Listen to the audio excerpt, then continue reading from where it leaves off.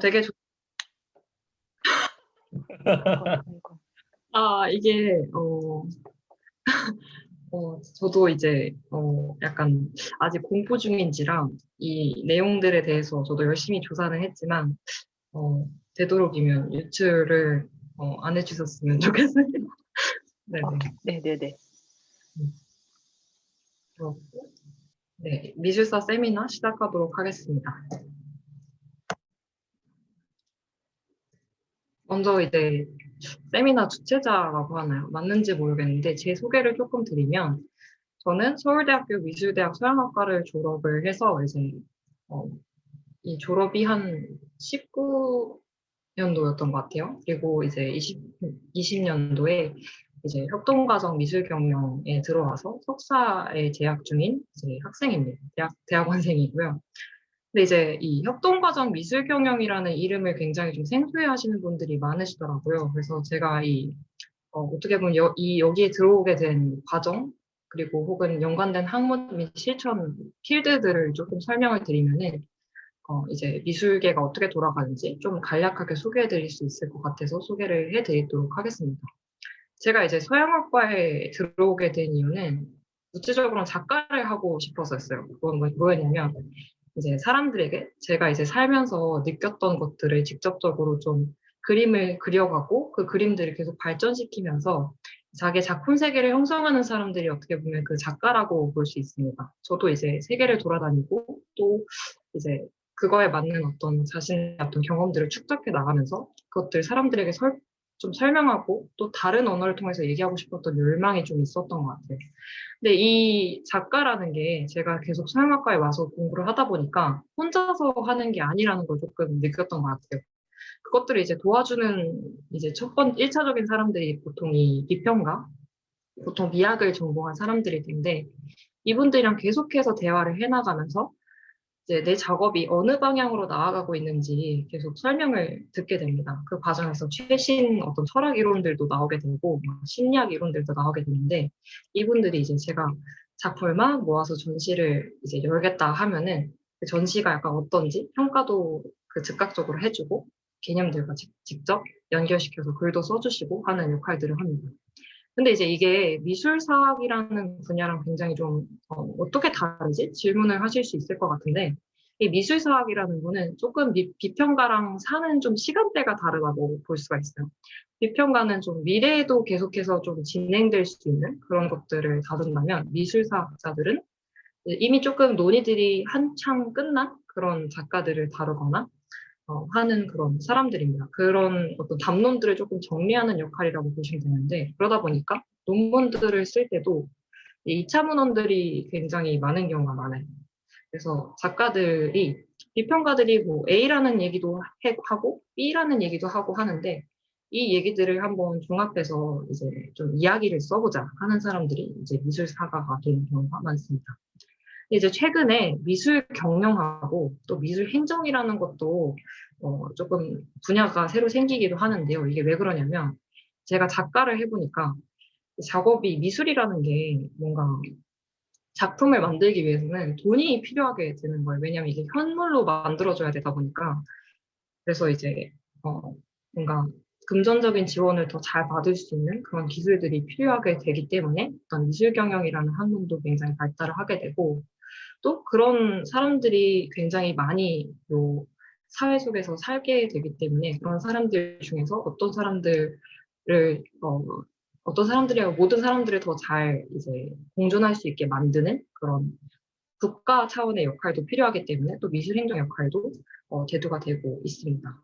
그래서 이제 요 5가지 약간 연관된 분야들을 설명드리면서 어떻게 보면 제가 지향하고 있는 미술 사과가 무엇인지, 그리고 오늘의 약간 방향이 어떻게 될지 조금 설명드릴 수 있을 것 같아요. 최근에는 이제 여러 이 분야들이 전시를 한번 분석한다라는 이름으로 계속해서 다 겹쳐지고 있습니다. 근데 미술 사가들은 이런 분야들을 다 일단은 알고 이제 작품과 그런 전시들을 분석하게 됩니다. 두 가지 질문이 있는데요. 네네네. 하나는 지금 이게 카테고리를 나눠 놓으신 것 같은데 한 개인이 이것들을 다 하기에는 너무나 방대한 각각인지가 첫 번째 질문이고, 두 번째 질문은 그 원래는 이제 작가 쪽에 관심이 있다고 하셨는데 이제 약간 이제 미술사가 쪽으로 이제 말씀을 하셨는데 지금 그 공식적인 커리어 소속은 미술 경영 소속이신 거잖아요. 그래서 좀 약간 매치가 좀 안 돼가지고 이게 질문. 아, 네네네. 그 부분 제가 협동과정 미술경을 설명드린다고 해놓고 그 부분을 빼먹은 것 같은데요. 첫 번째가 어떻게 보면 이 모든 걸 다 할 수 있느냐라는 건데, 근데 그게 어떻게 가능하냐면, 분야를 좁히면 가능하고, 분야를 좁히면은 이게 다 필요한 분야도 있습니다. 어떤 분야냐면, 약간 최신 작가들을 다루는 분야 같은 경우에는 이미 존재하는 담론도 적고, 그래서 팔로업을 할 수 있는 양도 되게 적고, 또 이게 왜 의미가 있는 건지 공감을 시키기도 굉장히 어렵기 때문에 어떻게 보면은 실기의 영역은 또 전시에서 좀 직접 자기가 못을 박아야 되는 경우도 있고 전시 공간의 어떤 관리자로서 그리고 또 경영의 역할은 또 자기가 어쨌든 돈을 직접 따가지고 저 같은 경우에도 조금 그런 경우도 있는데 이제 전시를 준비를 하다 보면은 이게 왜 좋은 작품인지 설명을 잘 하는 경우가 많다 보니까 직접 이제 어떤 지원 제도가 있지 계속 발로 뛰면서 찾아가야 되는 경우가 종종 있어요. 그래서 그런 부분은 사실은 미술 경영의 영역이기도 하거든요. 근데 그런 부분에서 뭔가 정부 차원에서 지원해주는 지원금이 되게 불만스럽다. 그럼 갑자기 이제 이런 세미나를 또 하나를 미술하는 그 불만 가진 사람들끼리 조직을 해가지고 이제 그 서울문화재단 같은 데 가서 우리 이거 지원해달라 이렇게 직접적으로 행정에 관여를 할 수도 있습니다. 그래서 그런 일들이 특히 어, 한국에서 지금 작가 생활을 좀 20대, 30대에서 이제 하는 경우에 굉장히 많이 나타납니다. 그리고 이제 미술경영 협동과정 같은 경우에는 이 협동과정이라는 이름이 되게 어, 좀 좋기도 하고 나쁘기도 한데요. 이 협동과정이 고고미술사학과랑 미학과랑 그 경영학과랑 행정학과 수업을 다 들을 수 있어요. 그리고 그 지도 교수를 잘 정해서 그분들께 논문을 직접 지도받을 수도 있는데 주임 교수님도 따로 계세요. 그래서 주임 교수님 두 분이 이제 미술 경영을 조금 그래도 좀 잘 계속해서 관리해 주시는 관리라기보다는 계속 좀 지도해 주시는 분들인데 그 두 분이 이제 미국이나 한 분은 미국에서 한 분은 독일에서 이제 미술사학을 박사를 받으셨다 보니까 그 두 분의 관심을 계속 받다 보면 미술사를 하게 되는 부분도 조금 있습니다. 근데 또, 네. 그러다 보니까 이제 미술 경영이라는 과 자체가 사실은 조금 동시대에 미술사학 쪽으로 기울어져 있다고 보는 것이 맞고요. 근데 실질적으로 뭐 다른 과에서 논문을 쓰는 게 불가능하냐라고 묻는다면 그건 불가능하진 않다 이렇게 말씀드릴 수 있습니다. 네, 그렇습니다. 그리고 네, 왜 이 미술사를 들으시나요? 라는 질문도 있었는데 사실은 저는 좀 궁금했어요. 이게 저도 미술사를 하다 보면 저 주변에 만난 사람들이 다 이제 미술하는 친구들이고 미술사 하는 친구들이고 그래서 너 이 작품 어때? 물어보면 맨날 다 똑같은 대답들이에요. 막 서로 읽은 게 다 비슷하고 그런데 이제 최근에 약간 혹시 전시를 관람하신 게 있는지, 뭐 좋아하는 미술 관련 장소들이 있는지, 뭐 전시 뭐 보신 게 있는지, 그냥 미술 관련한 여러 가지들이 좀 궁금한 것 같아요. 저도 이 세미나를 준비하면서 그랬고, 또 혹은 사실은 미술이 또 문화 현상 같은 것들과도 굉장히 긴밀히 영향을 주고받는 게 있어서 그런 것들 중에 조금 관심 있는 게 있으신지 조금 여쭤보고 싶었습니다. 그래서 그냥 편하게 대답해 주시면 되고, 저를 좀 예시로 들자면, 저는 이제 국립현대미술관을 좋아했는데, 그 이유가 거기 마들렌이 맛있었어요. 그래서 이제 그 정도로 이제 약간 좀 간단하게 말씀해 주셔도 괜찮습니다. 그래서 어떻게 돌아가는 게 좋을까요? 지금 원희 선생님께서 처음에 딱 보이시는데, 아, 예.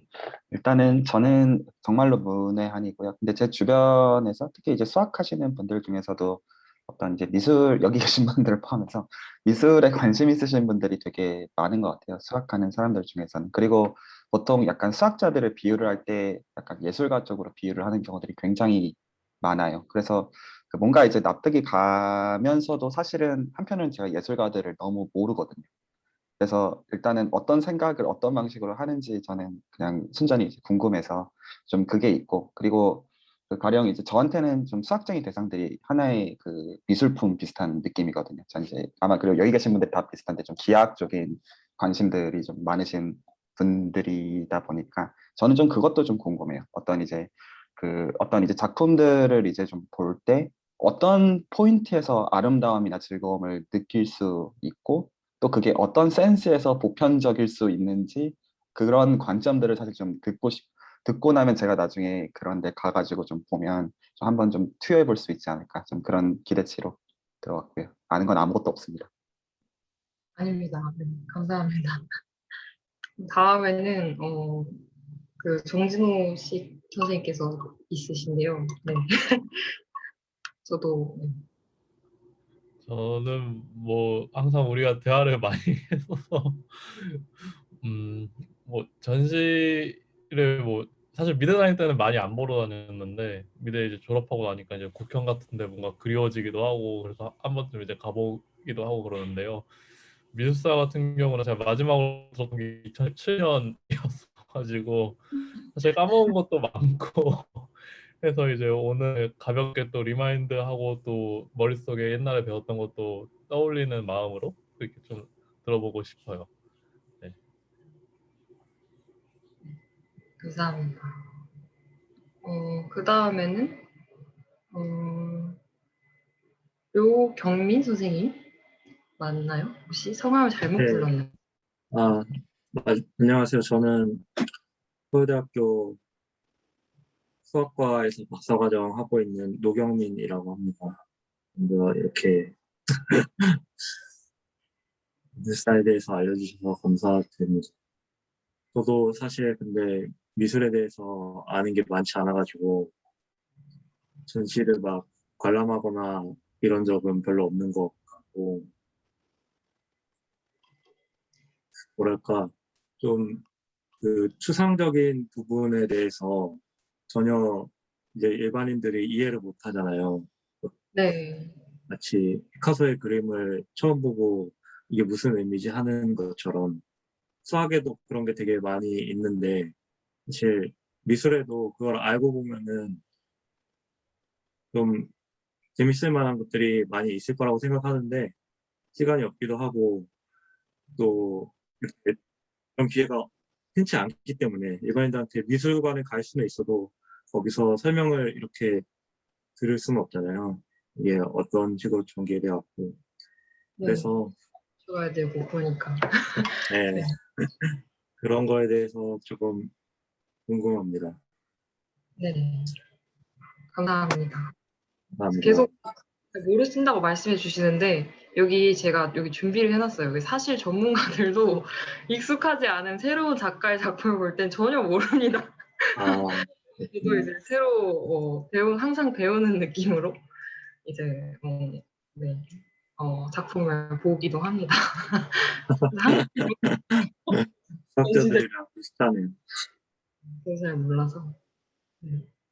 네, 감사합니다. 다음에는 그 최명주 선생님이 계시는데 네네.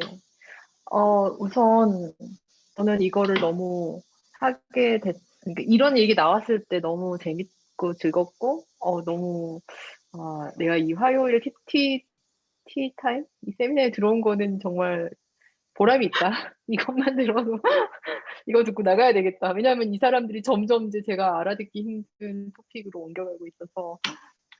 근데 이거 완전 이게 이제 주제랑 관계없는데 제가 요즘 정말 이 나이에 진짜 막 부동산들을 찾아다니면서 이제서야 집을 어떻게 해야 되지? 그러니까 완전히 지금 제 한 달 정도처럼 제 살면서 이렇게 발을 땅에 붙이고 살았던 세상에 이렇게 딱 밀착해서 살았던 시기가 없는 것 같아요.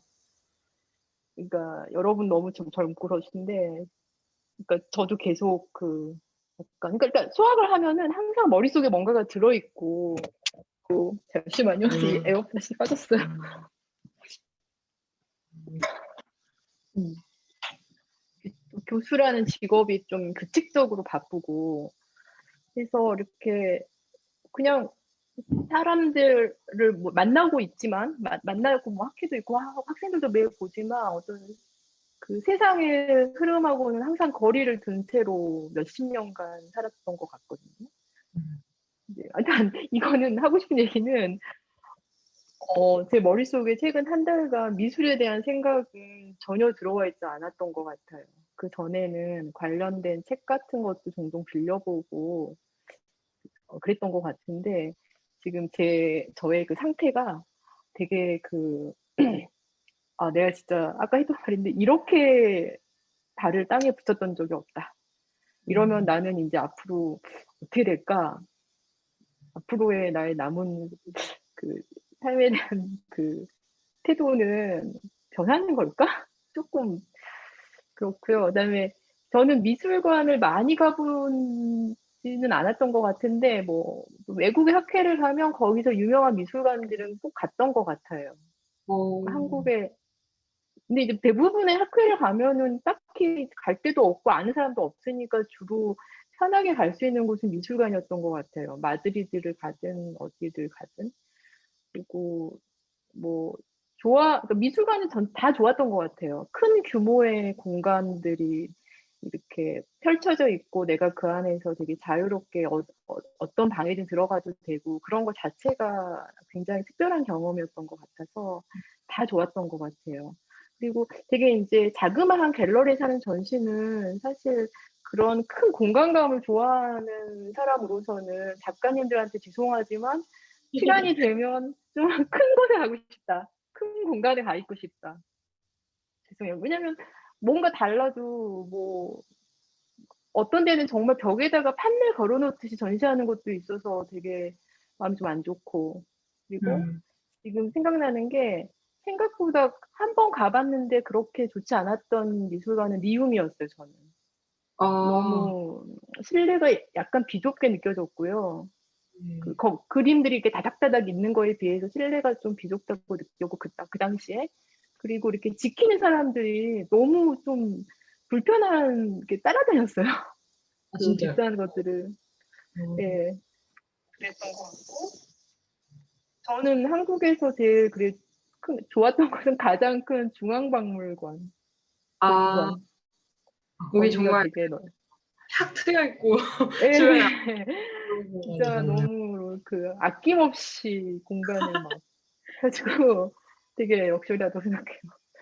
그리고 뭐 좋고 싫고 이런 거보다도 저는 갈수록 그냥 회화를 볼 때는 재밌게 느꼈던 거는 되게 낙서 같은 건데 작품이라고 걸려 있는 것들을 보면 이게 어떻게 작품이 될까?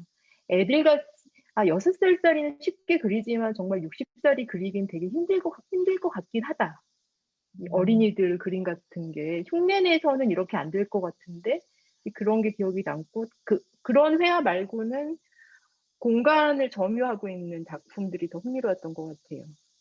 그리고 이제 저는 이제 아까 건희님이 말씀하셨던 뭐 기하학이라는 것보다는 되게 뭔가 이렇게 제가 다루는 수학도 약간 시간에 따라서 변화하는 거 위주로 했기 때문에 작품에서도 그런 시간에 따른 변화를 느낄 수 있는 그런 걸 상상할 수 있는 작품들이 되게 오랫동안 서서 볼 수 있었던 것 같은데 이제 꼭 그 작품 안에서 뭔가 무브먼트가 있다기보다 작품 자체는 되게 엄청나게 견고한 덩어리진 조각이어도 그냥 그걸 만들 때 들어간 시간 같은 게 조금 상상을 하면 이제 작품은 이렇게 딱 정지해 있지만 그거를 만드는 과정들은 이제 계속 그렇게 오랜 시간이 쌓여서 있는 거니까 그런 것도 되게 있었던 것 같고요. 최근에는 아까 말했던 사유로 어떤 소식도 듣지 못했습니다.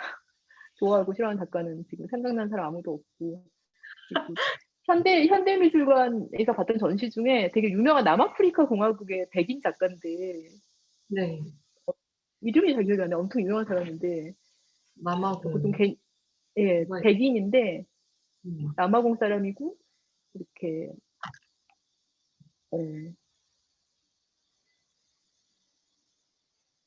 그 사람의 작품을 보면서 되게 이런 게 이렇게 총체 그 사람은 뭐 무슨 뭐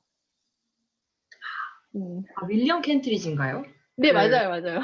네, 맞아요, 애니메이션. 맞아요. 켄트리지전. 예, 네. 켄트리지전을 딱 좋았다기보다 이렇게 총체적인 것을 다루는 게 현대 작가가 어, 이렇게 현대 작가라는 사람들이 이렇게까지 총체적인 것들을 다루는구나. 음, 네, 아무튼 그게 기억이 나요. 네. 끝입니다. 네, 감사합니다. 근데 저도 이제 저도 전시라는 게 조금 걷는 경험하고 연관이 되게 많이 됐다 이런 생각을 가끔 할 때가 있어서 저도 이제 작은 전시들에 막 이 조그만한 공간에 작품 막 3개 걸려 있고 그런 전시들 보면 되게 답답하고 그런 느낌도 많이 가지기도 하는데 굉장히 또 오늘 얘기들이랑 몇몇 부분들 연관되기도 하는 것 같아서 재밌는 시간이 될 수 있을 것 같습니다. 네.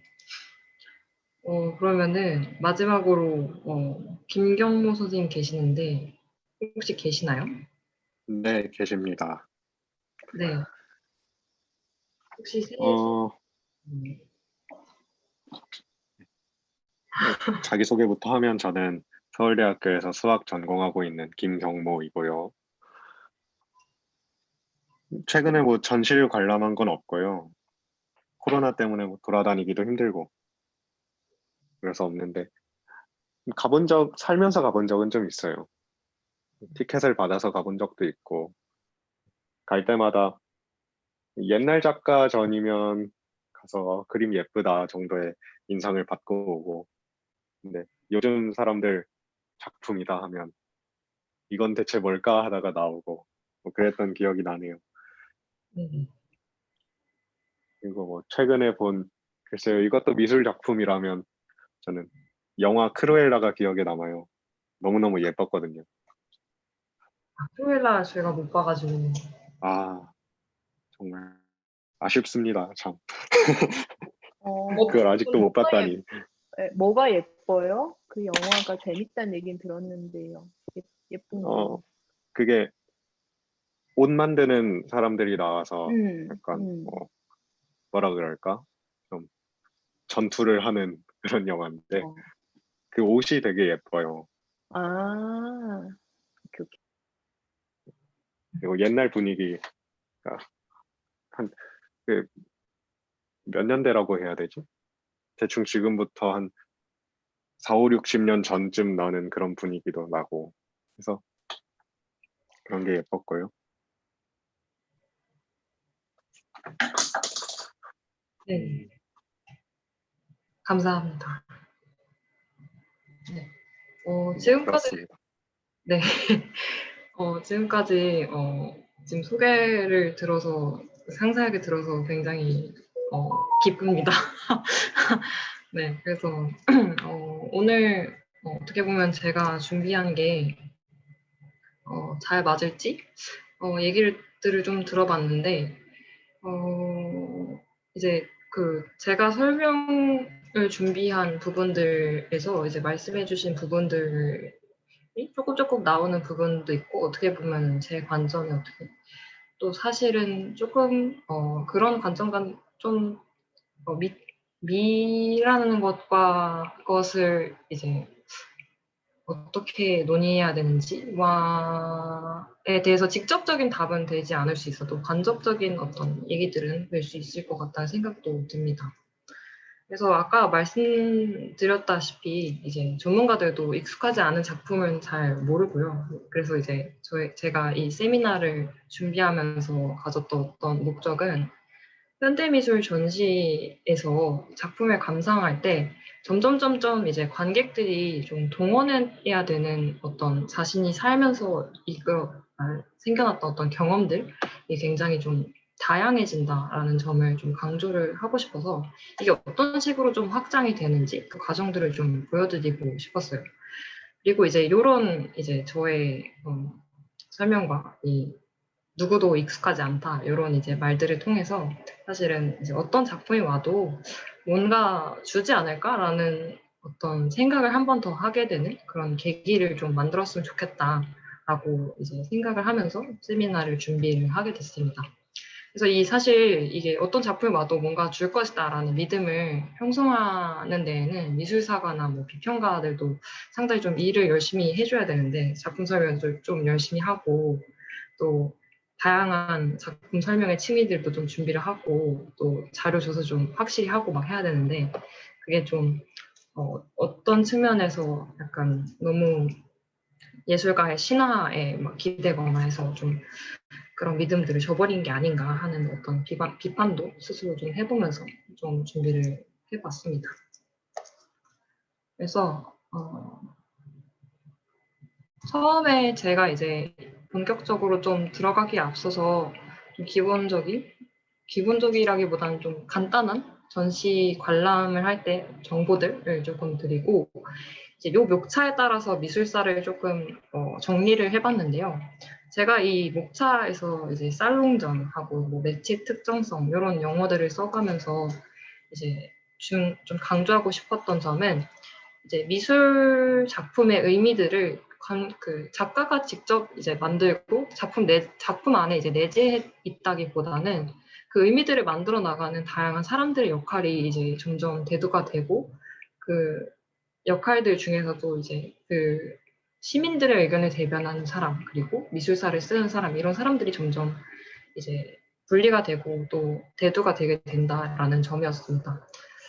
근데 그런 이제 사람들의 어떤 의견들을 대변하는 이런 중개자들이 대두가 되다가도 이런 이 미술 비평이라는 게 프랑스에서 탄생을 해서 이제 미국으로 넘어가는 과정에서 어떤 특정한 부분만 조금 강조가 되게 되는 그런 변수들도 막 등장을 하게 돼요. 그래서 여러 가지 사회 조류에 휩쓸리면서 미술사라는 것도 어떤 절대적인 뭐 진실이나 법칙이 아니라 여러 사회에 영향을 받는 것이라는 점을 조금 강조를 하는 방향으로 목차를 좀 짜봤습니다. 그래서 들어가기에 앞서서 조금 전시 관람하는 데 있어서 좀 중요한 부분을 짚고 넘어가고자 합니다. 그래서 이 캡션을 항상 저는 좀 중요하게 생각하는 편인데요.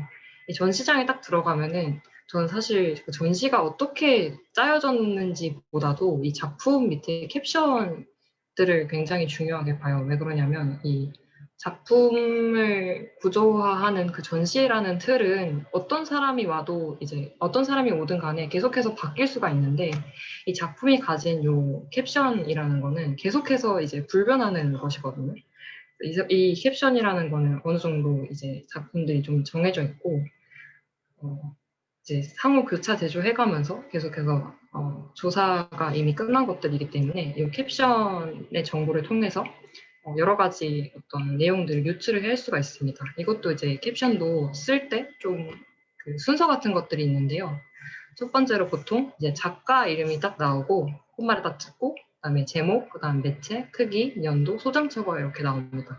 예시가 이렇게 세 개가 있는데 각각 이제 뭐 브라크, 모네, 이 클라라 페토스라는 사람이 이제 작가, 그 다음에 제목이 요 다음에 있는 둥근 착자, 요 위치에 있는 것들이 이제 제목이고, 그 다음에 이제 매체가 있습니다. 그 다음에 이제 크기가 있어서 이 작품이 한 어느 정도 크기고 옆에 있는 이 작품이랑 좀 사이즈 차이가 나는구나. 그냥 눈으로 봐도 알 수 있지만 이게 또 온라인 전시를 관람을 할 때 굉장히 큰 영향을 발휘를 합니다. 그리고 이제 마지막에 연도가 있어서 이 작품이 어떤 시대의 영향을 따라서 제작이 됐었는지 이런 정보들을 확인할 수가 있습니다. 이 세 가지에 사실 소장처는 적혀져 있지는 않은데 보통 이제 그 외국 같은 데에서 직접 좀 물건들을 가지고 오는 경우 같은 경우에 소장처를 꼭 적어 놓습니다. 왜냐하면 그것도 어떻게 보면 그 나라와 그 박물관의 소유물인데 그걸 이제 빌려서 전시를 진행하는 것이기 때문에 소장처도 꼭 적어 놓고 그래서 뭐 예를 들어서 한불 수교 막 20주년이다, 50주년이다 그러면은 꼭 그런 소장처를 빼먹으면 안 됩니다. 그래서 서로의 어떤 이미지도 긍정적으로 비춰주는 그런 역할들도 진행하기도 합니다. 그래서 이제 온라인에 서울시립미술관이나 뭐 국립현대미술관 최근에 코로나 때문에 잘 가지를 못해가지고 이제 온라인 전시가 각광을 받고 있는데 사실 이런 국가의 돈으로 운영되는 미술관들 같은 경우에는 직접 다 이렇게 아카이브가 되어 있어요. 그래서 사진도 굉장히 고화질로 찍어놓고 이렇게 제작 연도랑 뭐 기법이랑 규격이랑 다 적어 놓습니다. 그래서 뭐 최근에 그냥 심심해서 어떤 작품들이 있는지 갑자기 1960년대 작품들이 궁금하다 그러면 이렇게 쫙 정리가 되어 있으니까 이렇게 보셔도 좋을 것 같습니다. 그래서 이건 서울시립미술관 아카이브 예시인데요. 이렇게 왼쪽에 캡션들이 쫙 있고 오른쪽에 이렇게 설명이 들어있기도 합니다. 질문이 있는데요. 네네네. 이 재료 기법 적어놓는 건 왜 중요해서 적어놓는 거예요? 이게 재료 기법이 이 작품의 질감을 유추하는 데 상당한 도움을 줍니다. 왜냐면은 이게 또 사실은 보통 그냥 보면 조금 이해가 안 갈 수도 있는데 계속해서 전시를 보면서 이게 재료가 아크릴이고 이건 유화네 이렇게 인식을 하다 보면은 조금 그 차이가 느껴지실 수도 있을 거예요. 왜냐면 그 캔버스의 아크릴릭이라는 걸 예로 들면은 캔버스의 아크릴릭이라는 거는 캔버스 이 네모난 그 나무 틀에다가 그 면천이나 아사천 굉장히 좀 그 조직이 이렇게 보이는 그런 천들로 이렇게 감싼 다음에 그 위에 이제 밑칠 작업을 하얀색으로 막 해요. 그 다음에 이제 그 위에 이제 물감을 올리게 되는데 근데 여기서 보시면은 요 작품들, 뭐 유화 이렇게 적힌 작품들이 많은데 이 작품들 같은 경우에는 지금 여기 제가 비교하기 위해서 이렇게 만들어 놨었어요.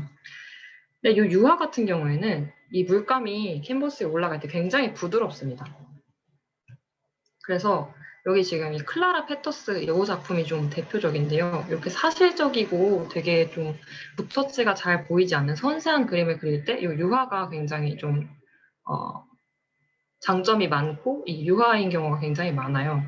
근데 이 아크릴 같은 경우에는 이게 산업화가 진행되고 나서 이제 플라스틱, 뭐 수지 같은 것들을 섞어서 만든 재료이다 보니까 컬러도 조금 다릅니다. 컬러도 이게 조금 되게 쨍하잖아요. 실제로 보면 더 막 형광빛이 나요. 그래서 이걸 잘 못 쓰면 좀 되게 못생기고 그랬는데 이런 어떤 색감의 차이나 또 이 작품 같은 경우 굉장히 맨질맨질한데 이 작품은 아크릴릭이라서 굉장히 빨리 마릅니다. 그래서 막 붓터치가 위에 덕지덕지 막 발려져 있어요. 그래서 그런 부분들을 조금 유추를 할 수가 있어서 또 어떻게 보면 그런 질감적인 부분들은 사람의 심리? 이 사람이 이 붓질을 어떻게 했구나, 빠르게 했구나, 혹은 뭐 느리게 했구나 이런 부분들과도 영향이 또 있어가지고 이런 재료나 기법들을 적어놓기도 합니다. 그래서 이 사진에서 자세히 보이지 않는 영역들을 조금 추측할 수 있게 도와주는 게 이 재료 기법이다. 그래서 되게 사진 같았는데 알고 보면은 좀 다른 매체인 경우도 있고 그래서 그런 부분들 때문에 이렇게 재료와 기법을 적어놓는 경우가 많은 게 아니라 항상 적어놓습니다. 네. 저도 질문이 하나 감사합니다. 있는데요. 네네네. 그 캡션의 중요성에 대해서 말씀을 해주셨는데 이제 네. 그림을 이제 소위 그렸을 때 캡션을 네. 어떻게 다나요? 캡션이요? 네, 어떤 시점에 캡션이 저런 식으로 달리게 되는 건가요? 그림을 아, 완성하는 시점에서. 작가가 직접 적는 경우가 가장 많고요. 왜냐하면 자기가 쓴 재료를 자기가 제일 잘 아니까 기록을 해놓기도 하고 오래된 작품인데 뭐 나중에 갑자기 막 발견됐다 그런 경우에는 뭐 미술 작품 복원 전문가 같은 사람들이 있어요. 그래서 그런 분들은 이제 이 캔버스가 천으로 이렇게 덮여 있으면 천을 살짝 꺼내가지고 이제 옆부분을 이제 그림을 손상 가지 않게 살살살살 긁어서 그 부분을 이제 분석을 하는 경우도 있습니다. 그렇게 해서 이제 캡션을 적는 경우도 있는데 대부분 이제 현대 미술 같은 경우에는 좀 지금 살아계신 분들은 대부분 이렇게 다 적어 놓으십니다. 그래야지 모두가 편안하기 때문에 네. 감사합니다. 네. 근데 또 상세하게 안 적는 경우도 있어서 막 그런 경우도 있어요. 뭐 가변 크기, 뭐 가변 매체 이렇게 적어 놓는 경우도 있는데 그거는 가변 매체? 호남 매체 이렇게 적어 놓는 경우도 있는데 그거는 전시장에 따라서 그 크기가 결정되는 경우에 가변 크기라고 적어 놓고 호남 매체는 이게 너무 많이 섞여서 작가 자신도 잘 모르겠는 경우가 있는데 사실 그런 건 자기의 어떤 해야 되는 일 같은 걸 사실 조금 미뤄둔 거라고 볼 수도 있어요. 그래서 나중에 뭐 미술사가나 비평가들이 이제 막, 아, 이거 뭘로 만든 거예요? 이렇게 막 적고 그러기도 합니다. 나중에 좀 글 같은 걸 적을 때. 그런 부분이 있습니다. 그래서 소용선 작가라는 작가인데요. 이 작가는 그 아크릴을 굉장히 좀 잘 다루는 것으로 유명해요. 이게 아크릴이라는 게 아까 말씀드렸다시피 조금 그 색깔이 막 아무래도 공업용 그런 그 플라스틱 같은 걸로 만든 거다 보니까 좀 형광빛 도는 게 많아서 이렇게 이 색깔들이 조화를 이루려면은 굉장히 좀 힘듭니다. 그래서 이런 특징을 갖고 있으십니다. 그래서 이 캡션의 중요성에 대해서의 세 가지 정물화를 조금 예시로 들면서 설명을 드리고자 하는데요. 이제 첫 번째 작품은 이제 1615년에 만들어진 클라라 페토스 작가의 이 치즈, 아티초크와 체리가 있는 정물화 작품이고요.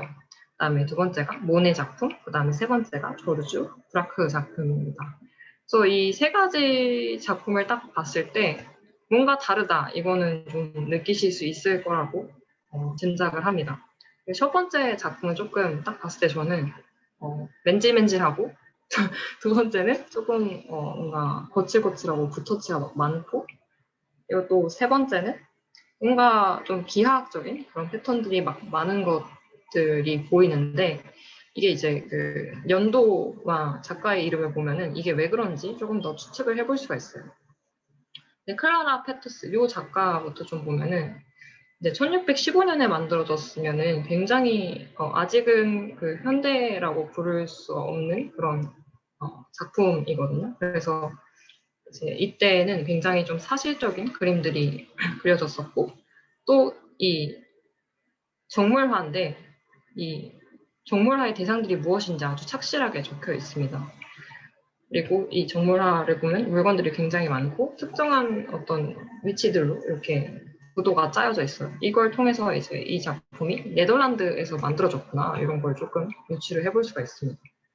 이때 1600년대쯤에 네덜란드에서 이제 네덜란드가 어떤 절대적인 어떤 국가의 권력이 중요했던 게 아니라 막 상인들이 막 거래하고 무역 거래하고 막 이런 것들이 활발하게 진행됐던 나라였기 때문에 어떤 매우 높으신 분들의 초상화보다도 이런 정물화들이 굉장히 좀 발달을 하게 됐었어요. 그러다 보니까 이 사람들은 어떤 역사나 어떤 사람들의 초상화를 그려서 어떤 것들을 표현하기보다는 정물화를 통해서 정물화가 뭘 그리느냐, 그리고 이게 배치가 어떻게 되어 있느냐에 따라서 이제 이런 자신들의 어떤 생각들을 표현을 하게 되는 그런 문화가 있었습니다. 그래서 이제 그러면 아직 뭔가 현대적인 그림들이 나오기 전이네, 뭐 네덜란드인가, 이렇게 이제 유추를 좀 해볼 수가 있습니다. 그래서 구체적으로 요 내용들이 무엇인지는 저도 사실 네덜란드화 전문가가 아니라서 그냥 간략하게 그 정도만 넘어가도록 하겠습니다. 그래서 이제 모네 같은 경우에는 이제 이름만 보고 알 수도 있겠지만은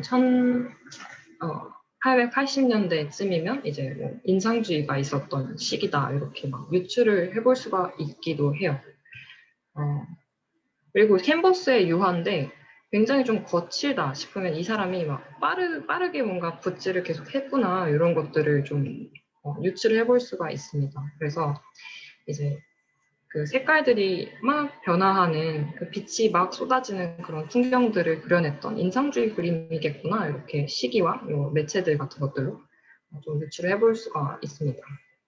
그리고 마지막에 브라크 같은 경우에는 특징적인 게 캔버스에 모래와 유화를 사용을 했었다고 합니다.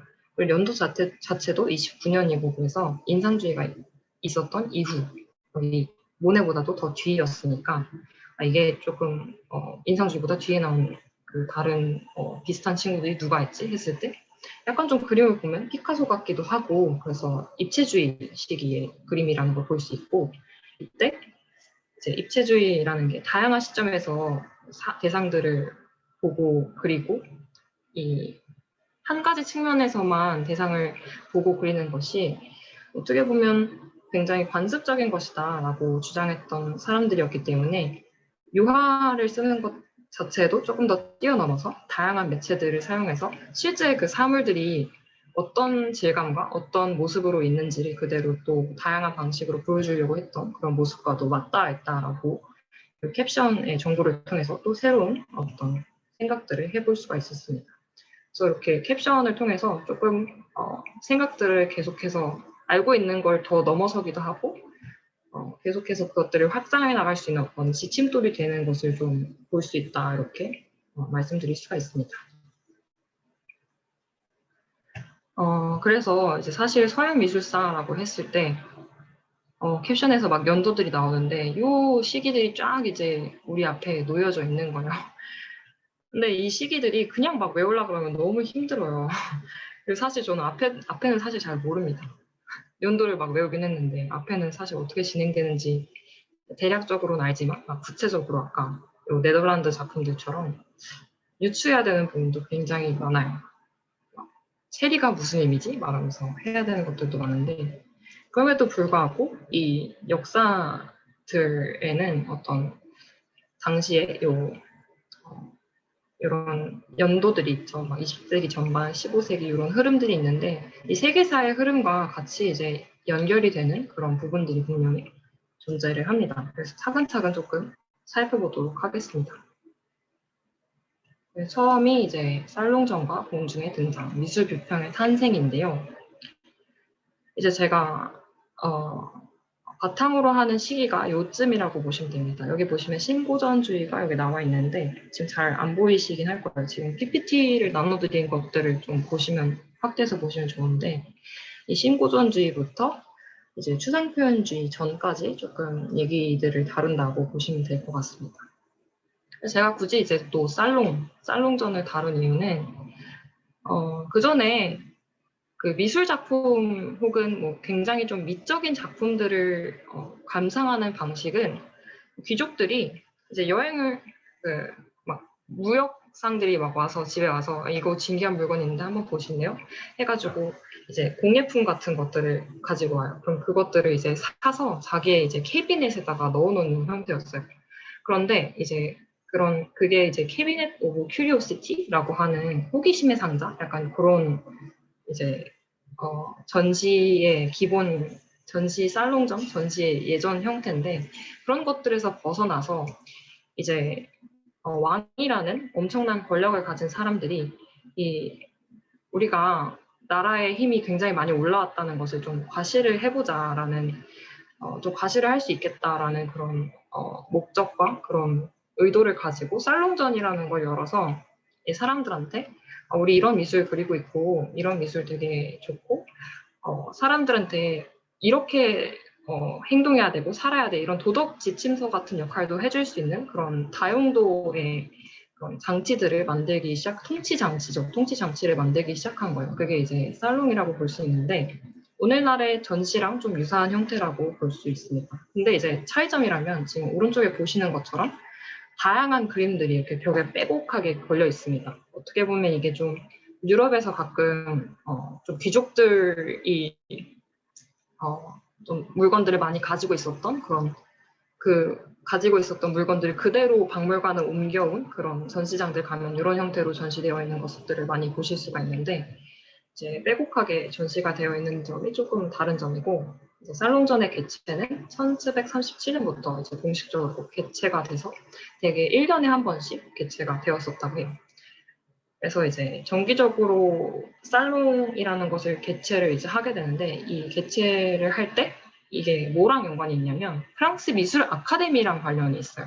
그래서 프랑스의 또 목적과도 좀 연관이 있다고 볼 수 있는데 프랑스가 이제 자기들이 왕이라는 절대적인 존재가 있으면서 뭔가 문화를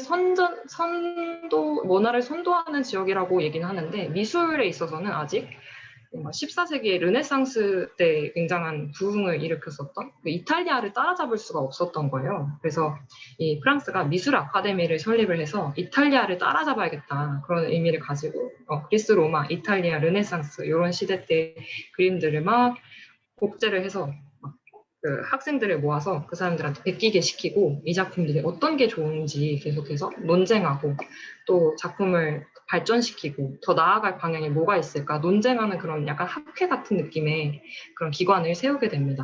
그 아카데미가 이제 온 국민, 모든 공중에게 자신들이 어떤 방향으로 나아가고 있는지 설명하는 공간이 바로 이 살롱이었어요. 그래서 이 아카데미의 가장 학자들, 교수들의 심사를 받아서 이 작품이 좋다, 저 작품이 좋다 선정해서 전시하는 공간이 살롱이었는데, 이 살롱이라는 게 이제 위계라는 게 그래서 있었어요. 그 위계가 뭐였냐면 이 오른쪽에 보시는 것처럼 지금은 이런 위계가 별로 없는데 옛날에는 정물화가 제일 하찮은 것이었고요. 그 다음에 풍경화였고 소상화였고 그 다음에 역사화였습니다. 이게 왜 그러냐면 그 역사화로 올라갈수록 점점 사람들이 뭔가 생각을 해야 되는 것들이 많아지는 거예요. 정물화는 우리 주변에서 흔히 볼 수 있는 것들인데 그리고 또 풍경화도 흔히 그냥 볼 수 있는 것들인데 역사화는 그 안에 있는 어떤 의미들을 생각을 해야 되고 그런 서사들을 한 번 더 생각을 해서 오늘날의 이 현실과 대체 어떤 게 맞다 했지 생각을 해야 되는 측면들이 있었기 때문에 역사화라는 게 굉장히 좀 높은 지위에 있었습니다.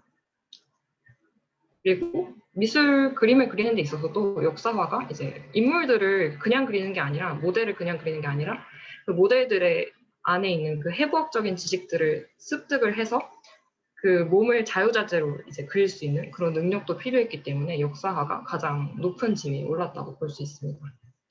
근데 이 살롱을 공중에게 이제 모든 이제 시민들이 볼 수 있도록 하게 되면서 이 살롱 안에서 여러 가지 이제 얘기들이 오가게 됩니다. 근데 처음에는 이게 신문에서 그냥 이 작품 좋다 나쁘다 뭐 코멘트하는 정도였대요.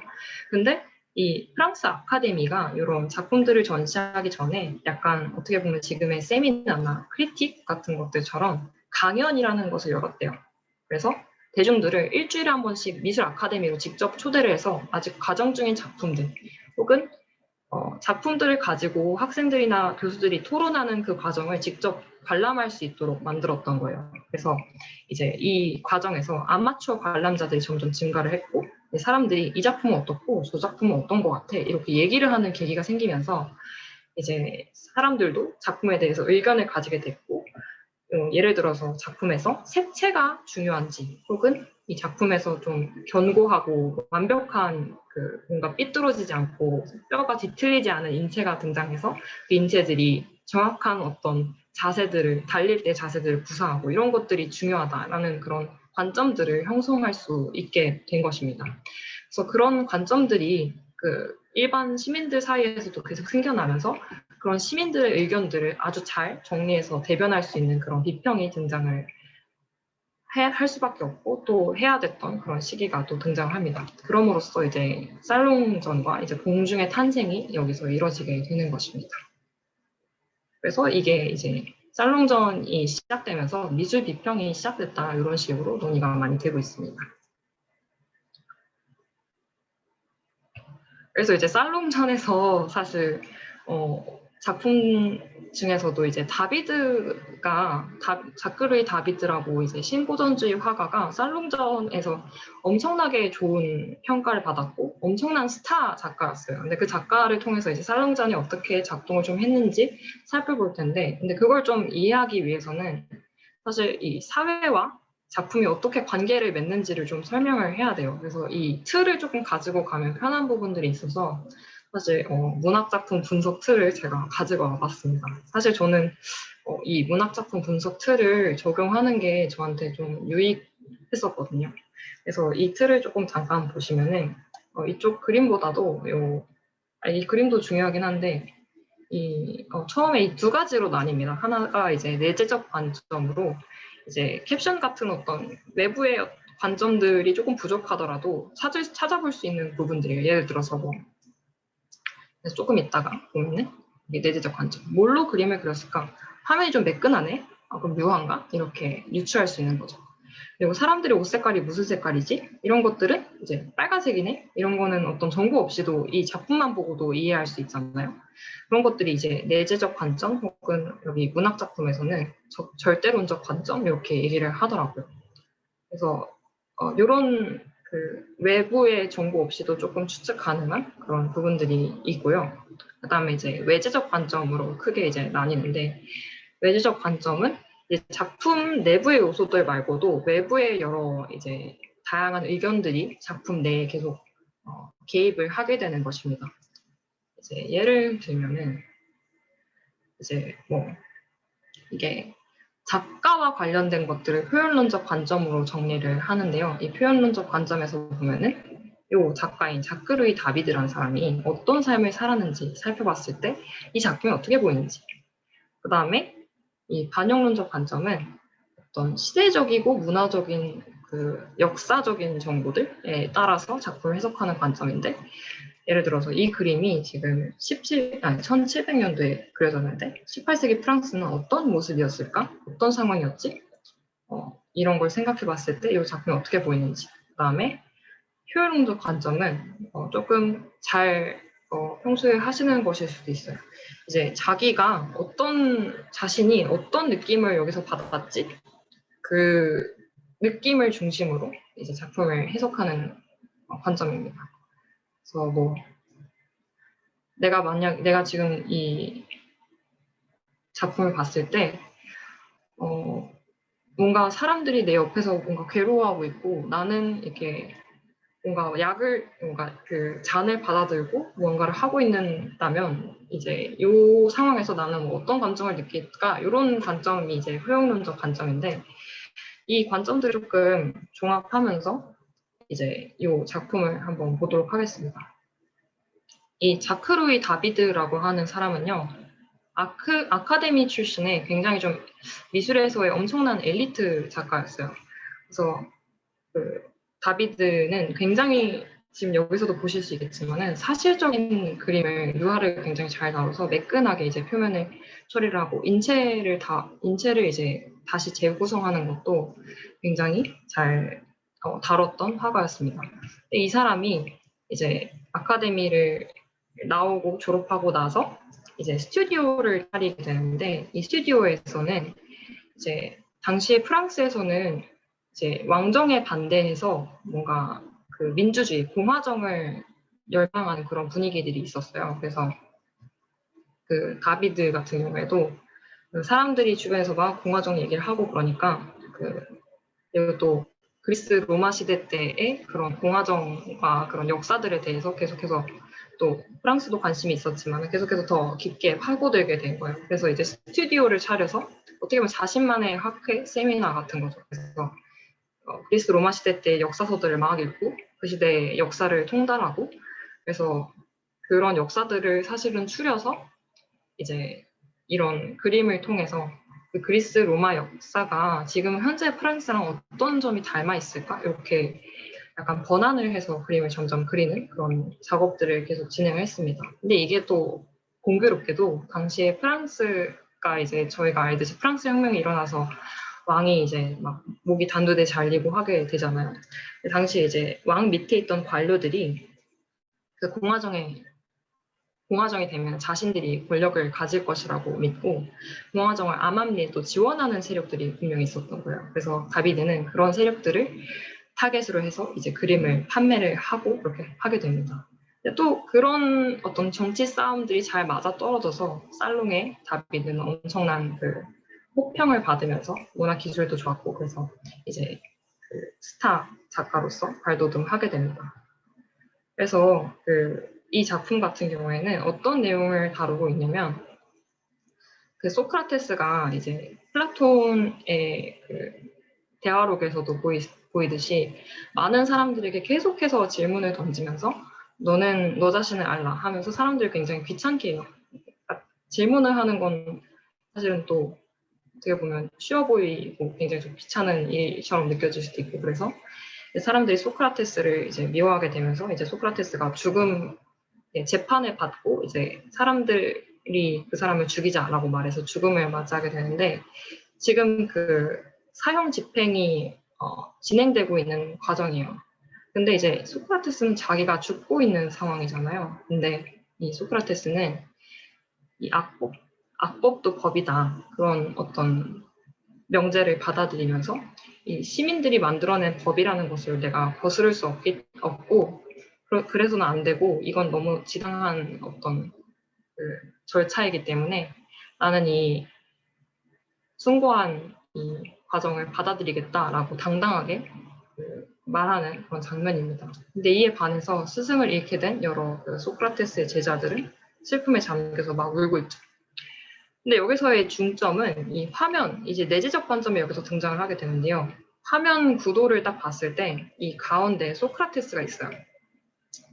그래서 어떻게 보면 이때 다비드는 이 사사로운 감정보다도 대의를 위해서 희생하는 어떤 이 사람이란 어떤 영웅, 사람이라는 게 굉장히 중요하다. 이런 관점을 이 작품을 통해서 펼쳐 나가고 있었고 사람들은 이 부분에 대해서 굉장히 열광을 하고 있었어요.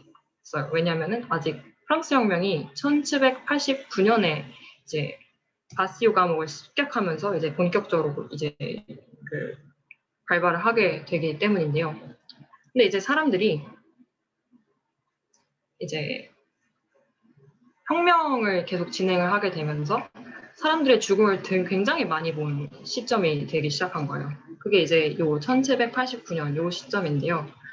이제 자크 루이 다비드가 그런 어떤 그 역사적인 현장들을 계속 목격하면서 그가 관심을 가졌던 그리스 로마 시대 때의 어떤 역사도 점점 달라지게 됩니다. 그게 바로 요 작품인데요. 이제 집행관들이 아들들의 시체와 함께 브루투스에게 돌아오다라는 작품입니다. 이 작품은 이제 어떤 내용을 다루고 있냐면 이 브루투스가 그 시저를 죽이고 공화정을 이제 만들어낸 그런 인물이에요. 그래서 이제 민주주의를 이룩했어요. 근데 이 사람이 영웅이니까 이제 아들들은 좀 욕심이 난 거예요. 그래서 우리 다시 좀 그 권력을 잡아보자라고 해서 브루투스의 아들 3명이 다시 그 절대 권력, 왕정을 다시 복구하자는 그런 반역을 치르게 됩니다. 계획을 하고 실행을 했어요. 근데 이 사람은 또 민주정의 그리고 공화정의 수호자니까 그 자신 아들이 이제 반역을 치러서 이 사람들을 처단해야 되는 그런 입장에 놓인 거예요. 그래서 이제 두 가지 역할 갈등이 생기는 거죠. 하나는 반역자를 처단해야 되는 지도자의 역할과 두 번째는 아버지로서 자신의 아들들을 죽이고 싶지 않은 그런 역할이 두 가지가 충돌을 합니다. 근데 앞서서 이제 요 소크라테스의 죽음 같은 경우에는 아주 그 냉혹한 감정에 휘말리지 않은 사람이 주인공이었어요. 근데 브루투스도 이제 사사로운 감정에 휘말리지 않습니다. 그래서 여기 보시면은 표정이 매우 평온해요. 그리고 자세도 이렇게 굉장히 견고하고 뒤에 그 아들들의 시체가 실려나가고 있어요. 근데 이 작품에서 이제 다비드가 마음이 조금 흔들립니다. 혁명에서 사람들이 죽어나가는 거 너무 많이 본 거예요. 그래서 이 가운데 이 여성들을 배치합니다. 이 여성들은 그 아들을 잃은 어머니와 누이들의 슬픔을 대변하고 있는 존재예요. 근데 지금 보시면은 빛이 환하게 싹 쏟아지고 있어서 다비드의 생각이 요 2년 사이에 이제 바뀌게 됐다는 것을 볼 수가 있습니다. 그래서 이제 요 작품에서는 어떻게 보면은 요 작품처럼 살롱전에서 이제 입상을 하고 또 굉장히 사람들에게 어떻게 보면 좀 딱딱하다 혹은 뭐 경직되어 있다라는 평가를 받는 다비드마저도 사실은 이런 시대적인 상황과 여러 가지 요인들에게 굉장히 많이 영향을 받는다는 것을 이 작품을 통해서 또 살펴볼 수가 있어요. 사실은 이제 미술사가와 비평가들이 하는 일은 그 경직된 어떤 이해 속에서 이런 사소한 차이들을 이제 사람들에게 아주 잘 알려주는 일이라고 저는 생각을 합니다. 질문이 있는데요. 네네. 그 설명을 너무 잘해주셔가지고 사실 너무 쉽게 설득되거든요. 그러니까 무슨 말이냐면 실제로 작가가 그런 해석을 남겨놓은 거가 아닌 거죠. 아, 네네. 보통 이제 근데 작가보다는 이런 해석들은요. 그 당시에 실제로 그 작품을 직접 보고 작가가 살아 있었던 때의 비평가들이나 사람들이 하는 얘기들을 막 모아요. 그런 것들을 가지고 이런 글들을 막 써냅니다. 네.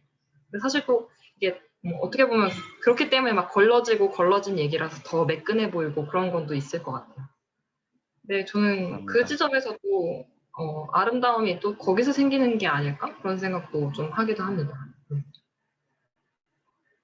그래서 그런 어떤 시대에 따라서 변화하는 어떤 차이, 뭐 작가의 생각의 변화, 뭐 표현 방식도 그것에 맞춰서 이렇게 착착 변화하는 그런 모습들을 보고 즐기는 게 또 미술사의 즐거움 중 하나라고 볼 수 있습니다. 그래서 이걸 또 너무 이렇게 말씀해 주신 대로 되게 매끄럽게 누구나 이해할 수 있게 잘 해서 다비드가 또 이제 엄청난 작가인 것 같아요. 그걸 이제 살롱전에 딱 이걸 내놨을 때 사람들이 다 그냥 처음에는 이게 설명이 잘 안 됐겠죠. 근데 저는 좀 그런 생각을 좀 많이 해요. 이게 좀 잘 구조화가 잘 된 작품들 같은 경우에는 설명을 좀 듣지 않아도 계속 뭔가 이 작품을 들여다볼 수 있는 그 유인만 좀 있다면 좀 그게 어느 정도는 그냥 마음으로 느껴지지 않을까? 그런 믿음은 좀 가지고 있습니다. 네. 그래서 이런 식으로 이제 살롱전에서 이렇게 대화 같은 것들이 모이고 모여서 이런 서사로 이제 사람들 사이에서 논의가 되고 그것들이 또 기록이 되고 오늘날까지 또 전해지기도 합니다. 그런데 이제 이 살롱전이라는 게요. 아까 말씀드렸다시피 근데 다비드 같은 경우는 굉장히 좀 운이 좋은 경우였어요. 그래서 이제 다비드는 모든 사람들이 다 이해할 수 있는 그런 뭐라 그래야 되지? 정치적으로도 굉장히 좀 이건 혁명가도 좀 멋있는 것 같고 어떻게 보면 왕도 이게 사사로운 감정에 휘말리지 않는 왕 이런 느낌도 또 있고 지도자 이런 느낌도 있고 그래서 굉장히 좀 이렇게 후원받기가 좋은 그런 좀 멋진 위치를 차지한 작품이라면 이제 점점 요 공중들 사이에서 뭐 사사로운 감정 뭐 여러 가지 논의들이 계속 막 진행이 되다 보니까 이제 국가가 원하는 어떤 그림상하고 사람들 사이에서 좀 논의되는 그림상하고 차이가 또 생기기도 하는 거예요. 워낙 이제 그 살롱이라는 게 많은 사람에게 작품을 막 보여주고 하다 보니까 살롱전이 막 한 번 하면은 막 몇천 명씩 왔다 갔다 하니까 그런 사람들의 말을 다 모으면 또 굉장히 시끄럽잖아요. 그래서 그런 말들에 다들 영향을 받아서 다양한 작품들이 막 등장하고 얘기들도 등장하게 됩니다. 근데 그런 어떤 뭐라 그래 그 관객이나 뭐 미술 작가들 실제로 이제 생활을 영위하는 작가들이나 그 국가 그리고 살롱전을 주관했던 그 아카데미와의 결별이 좀 생겼던 시점이 요 구스타프 쿠르베가 등장했던 시점이라고 볼 수 있어요. 그래서 죄송해요. 이게 연도가 잘못 적힌 것 같은데 네, 얘가 지금 1951년이 아니고 1851년입니다. 네. 그래서 요 1851년 살롱전에 출품한 꾸르베의 그 오르낭에서의 장례식이라는 작품인데요. 이 장례식 작품은 사실 아까도 말씀드렸다시피 그 역사화라는 위계가 명확하게 있었던 시기에 흔치 않게 어떻게 보면 풍경화 같은 거예요. 이게 자신의 삼촌이 자신의 고향에서 이제 돌아가셔가지고 그 장면을 직접 그러니까 어떤 의미를 담았다기보다는 그때 느껴진 어떤 슬픔을 그대로 이렇게 담은 것이라고 볼 수가 있거든요.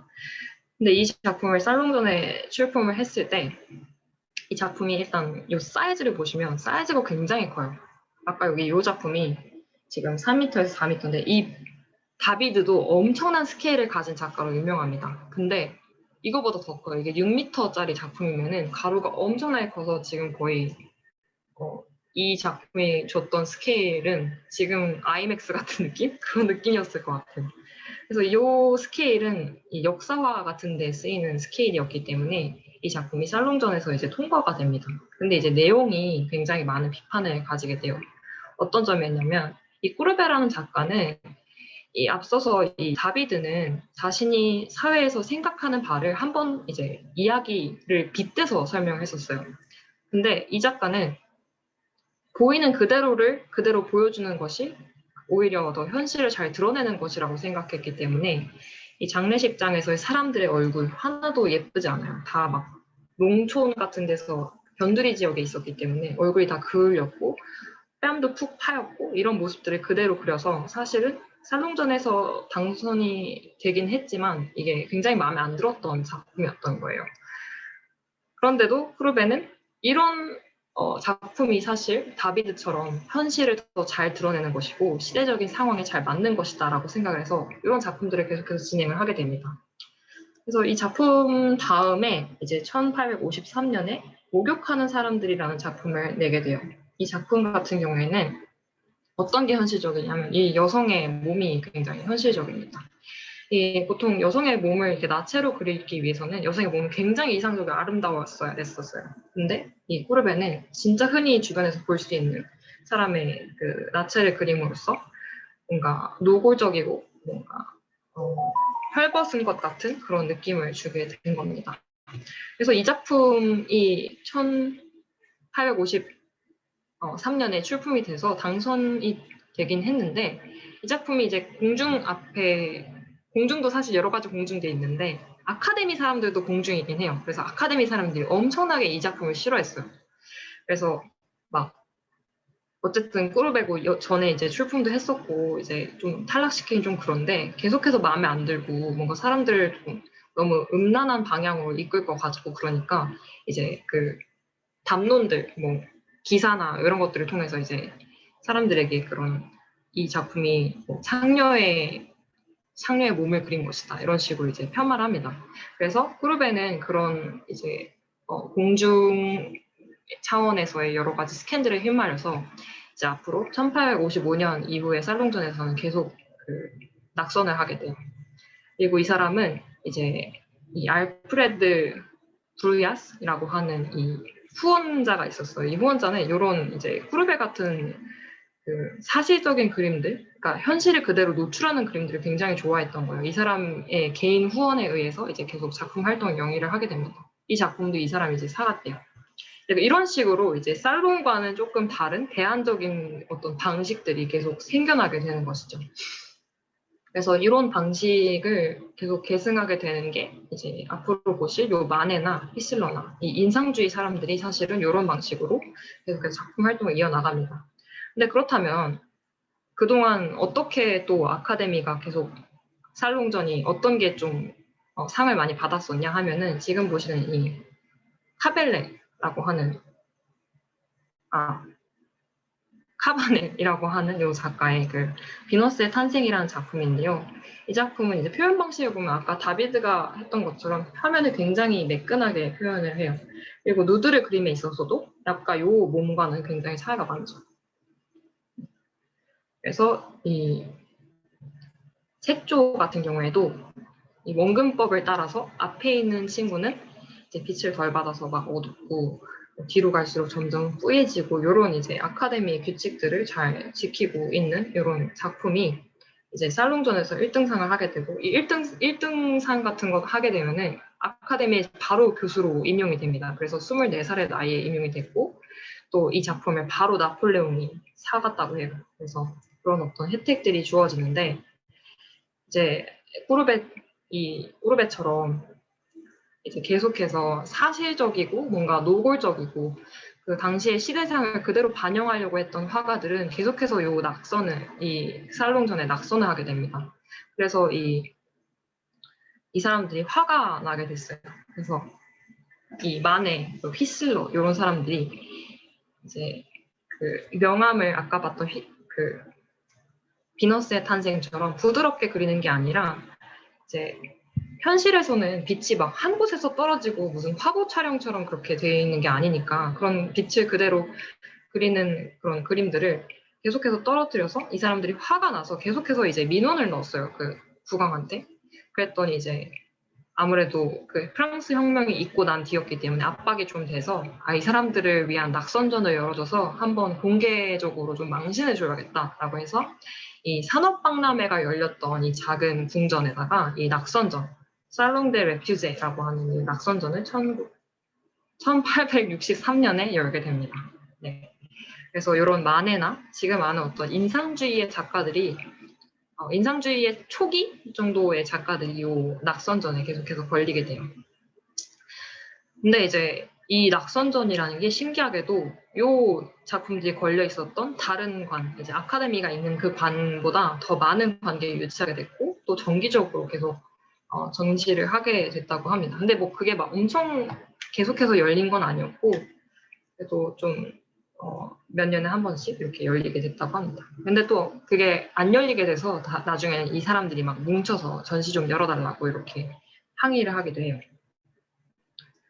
네, 질문 그래서 내지 그 좀 코멘트가 있는데요. 제 안으로 그 아마 앞으로 남은 분량이 1시간보다는 더 많은 것 같은데 사실 너무 재밌거든요. 그래서 뭔가 빠르게 듣기보다는 한 차례 더 나누어서 저는 사실 좀 더 음미하면서 듣고 싶은데 다른 분들과 발표하시는 분 견해는 좀 어떠신지.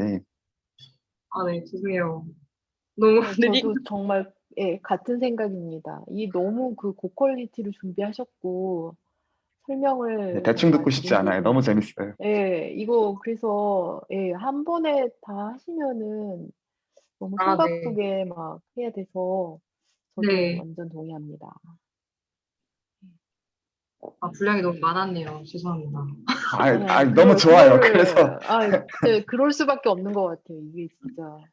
죄송합니다. 아, 그럼 나눠서 할까요? 어떻게 해야 되지? 다음 주에 하시고 이번 주에 하시고 네, 다음 주에도 한 그러시면 1시간 반 정도 하신다고 생각하시면 이제 예. 딱 적절한 분량 같아서. 네, 그렇네요. 정기 세미나로 독립을 할까요? 한 번만 쉬십니다. 그러면 해도 쉬시고요. 일단은 이렇게. 사실 네. 53페이지인데 두 번에 나눠서 하기도 사실은 만만치는 않지 않을까. 어쨌든 그래도 더 하시는 거는 계속, 얼마든지 환영입니다. 예. 오늘 끝내시는 어쨌든 거는 너무 안 될 아쉬운데. 것 같아요. 예, 오늘 끝내면 안 될 것 같아요. 이렇게 낚시하시고 그냥 이렇게 끝내시면 좀 너무하신 거 아닌가요? 그러면은, 음, 어떻게 끝내면 좋냐면, 잠시만요. 그래서, 음.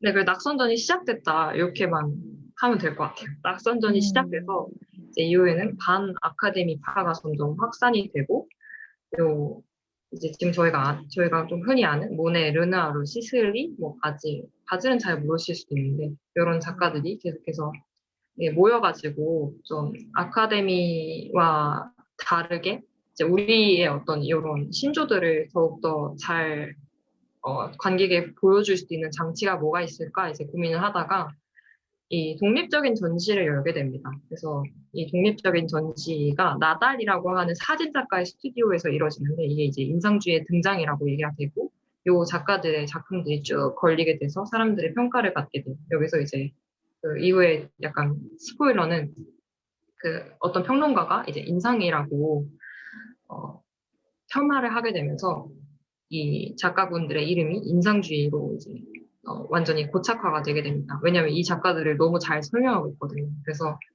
여기에서는 중요한 것은 이 아카데미의 그런 영향을 벗어나서 새로운 독립적인 담론들을 형성해내는 작가분들이 나타났고 그 작가분들을 후원하는 또 다른 세력들이 막 등장하고 있다.